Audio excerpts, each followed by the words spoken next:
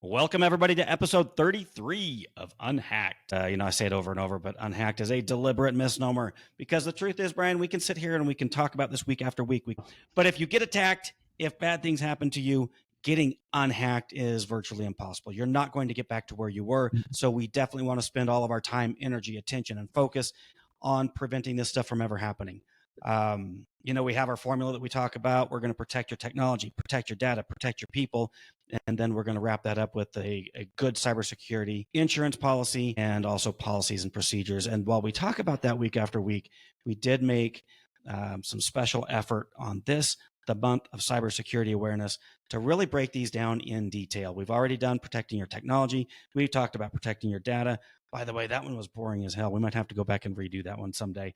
Well, listen, people, if they're going to listen to us, we got to at least not make them go to sleep. Or play this at night when you're trying to go to sleep, and you're welcome. Anyways, final one is protect your people. And that, yeah. I was going to say cybersecurity ASMR. That's right. Get your best sleep by Bryan and Justin. Today, we're going to talk about protecting your people.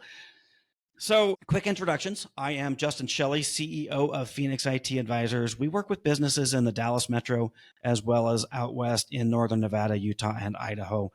And I am here with my good friend, Bryan. Bryan, we've been friends now for a decade.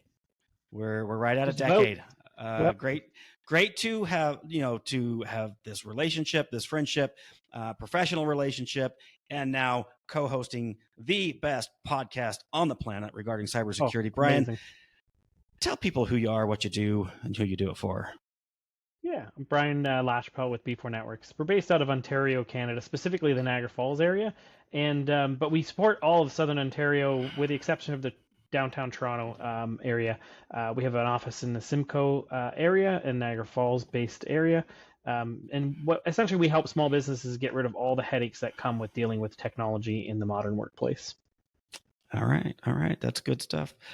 Bryan, I'm supposed to introduce two more, so I'm kind of, you'll catch me a little bit off kilter here because I'm supposed to say, yeah. Mario, go. Mario, it's your turn. You're up. Barinder, you said, you promised, you swore that you were going to be here all the month of October. In fact, this whole thing was your idea. And Barinder, you're not here.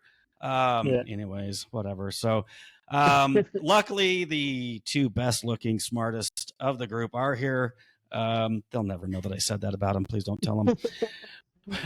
We're going to talk about protecting our people. So guys, our loyal listening audience, grab a pencil, grab a piece of paper, and let's get started. By the way, Bryan, did you know that there is a psychological impact to telling people to get a pencil and paper versus a pen and paper? No, I didn't know that. Yeah, fun fact of the day. Google it. Don't take my word for it. So Bryan, we're going to talk about well, actually, let's talk about the most common ways that organizations get attacked. I'm trying to use the right words. Thank you. Yeah. Robert, right? Robert. Anyways, we've got a friend. Yeah.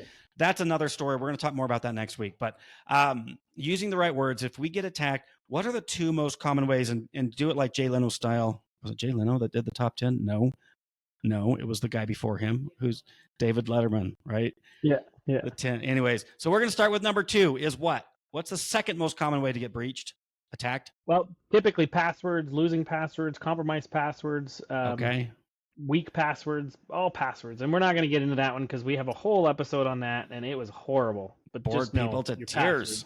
But passwords are important. Second most common way to get attacked. Now, number 1. And this, I'll be honest, when I'm in front of a room of people and I say, hey, what's the most common way people get hacked? Never hear this answer. So what is it, Bryan? Never. Spoiler alert. It's you. Well, not you specifically, but our audience. Listen, we could put bars on the windows. We can put, security guards at the doors. We could put alarm systems all over the place. But if somebody, props open the back door with a brick, you can't fix that, right? So the human element is where we're going to fail. So people are our biggest weakness. Are you a Swiftie, Bryan, by chance? Do I like Taylor Swift? Yeah, that's what I said. What you're asking? I mean, even the fact that you knew what I meant. Music. You're a partial. Music. Sure. Okay. So do you know the song? It's hi. Yeah, it's I know me. the song. I'm the problem. I'm the whatever problem. That. Yeah. Yes. Okay, Bryan, it's us. God damn it. We are the problem. We are the problem. Yeah. Are you familiar with Marc Goodman? Oh, geez, yes. He was on stage at Robin one year, Correct. and blew my mind. The things he was talking about it was absolutely incredible. Did you read his book, Future Crimes? I read part of his book, Future Crimes. Shame As on you you. can see from the back of here, I have tons of books and some hidden, and I get through most of them. Okay. But not always. I will confess I did the audio version of this, but it Ah. was a wake-up call, to say the least. Out of that, I have it here. This book, Future Crimes. I've got a sticky note on the front with key information. This book, audience who is dying to know, is 498 pages long, it looks like. Not a short book, is my point. Right. Did read the whole thing or listen to it. And this is my key takeaway in one concise thought. In the book, Future Crimes, Marc Goodman said, if you think technology can solve your security problems, then you don't understand the problems and you don't understand the technology. Cybersecurity is a people problem, not just a technical one. Would you agree with that? 100%. Cybersecurity is a shared model. Both we as the providers have to put in certain things in place, but the customer and their employees and the people that are using the technology also have to be vigilant about. I'll give you an example that everybody can probably work with. Safety in a workplace is a shared model. You know, as an employer, we have to put in certain safety things in, but if the employee does something they're not supposed to do, i.e. climb a ladder that they're not trained to climb, or do something they're not supposed to do, or put their fingers where they ought not to be, doesn't matter what your policies say, doesn't matter what systems you put in place, they'll get their arm chopped off or they'll fall down and hurt themselves because they're not doing what they're supposed to be doing. So it's a shared model. Right. I mean, another analogy, if you think about, you've got your office building, and let's assume we're not all work from home. We've got the return to work, whatever that's called, that people are so outraged about. We're back in the office, and you've got an employee who consistently is responsible for locking the door on the way out, and they don't, and they leave it open, and they leave the lights on, and they roll out the welcome mat every single day. Eventually you're going to get broken into, but B, if you know this is happening, you cannot let that employee keep doing that. You either have to fix it, or you got to get rid of them. Right. So this is a big problem. It's the number one way companies get attacked, and it's what we're going to tackle today. So if we are the problem, Bryan, what would you say is the solution to this people problem? Well, there's multiple solutions. Okay. One is, again, providing the proper tools. We're going to cover off with a little bit more what that looks like in a bit. Education, right? Teaching people what they ought to do and not ought to do, and we'll get to that. Policies and procedure, and of course, the last one, probably the most important one, all about culture, right? It's got to be about culture. It's having a culture of cybersecurity mindset and growth mindset. Culture is easily my favorite topic, and where we are fighting organized crime rings, sometimes state-sponsored. I firmly believe that this is the only way we will win the battle, is through culture. We have to do all this other stuff, but if that's where we stop, we're not going to win. We're going to lose. If from the top down, you guys, like, people think to themselves like, "Oh, I'm too small, I'll never get hacked," or it will never happen to us, then nobody else in the organization will take it seriously. So it has to start at the top and work its way down, and or left to right, or however your organizational chart looks, and it has to be embedded within your culture that this is something that's important to the entire organization. Now, before we get too far into culture, spoiler alert, we're gonna hit each one of these in detail, and I'm gonna go out of order because I want to start with the most god awful, boring thing that nobody wants to talk about: policies and procedures. We're gonna get it out of the way so that we can just move on with the fun stuff, right? Yeah, and honestly, in putting together the outline, I'm like, Jesus Christ, how do I make this episode not suck? How do I not make this the worst, worse than passwords, for fuck's sake? Yeah. Because if we just get in here, what's that? Why don't we just rapid fire popcorn all of the policies they should have and just move on? I think that's exactly what we're going to do, because I could not think of a way that we could dissect these policies. And number one, in a way that's entertaining, because we are trying to at least somewhat entertain people and not put them to sleep.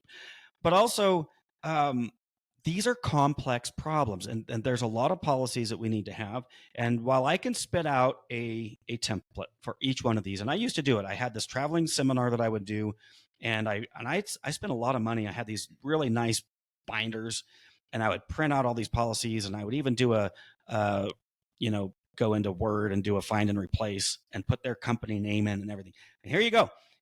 These are your policies and procedures. And I give them the book. Right. And my point was, I didn't want them to throw something away. I thought this book was nice enough that they wouldn't throw it away. But Bryan, do you think they sat there and read through those policies?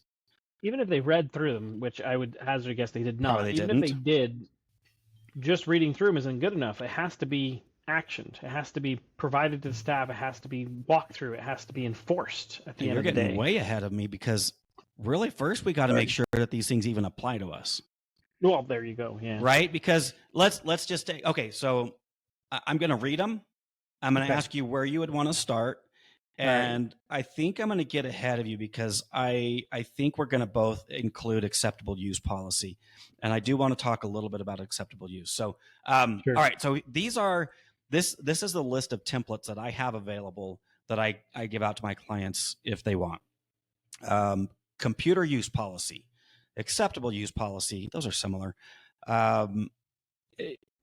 Privacy in the workplace, employee monitoring. By the way, it is not assumed. There is no level of privacy assumed in the workplace legally. However, sometimes you still have to put it in writing, and there's so many laws around this stuff. Clean desk policy, remote work policy, anti-spam policy, email policy, technology assignment policy, social media policy, telecommuting policy, telework policy, cybersecurity policy, security policy.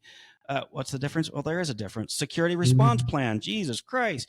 Data security policy, data retention and destruction policy, asset management policy, bring your own device policy, website privacy policy, website. I can't even, stumbling on my words. I can't even say all this stuff. So, I mean, listen, there's a long list. And to anybody in the listening audience that wants every one of these, shoot me a message. I will print them out. I'll give them to you. I'll give you electronic copies.